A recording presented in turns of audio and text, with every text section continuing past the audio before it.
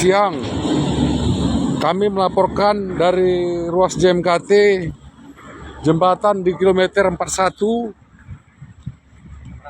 600 mengalami putus total ini. Jalur Bandung ya. Jalur Bandung tidak ya? Ah, Bandung. Putus jalur B dari Tebing Tinggi mengarah ke Medan, putus total. Putus total. Jadi kami menghimbau agar jangan melintasi ini dulu. Nanti kita akan beri kebijaksanaan bagaimana caranya mengalihkan arus.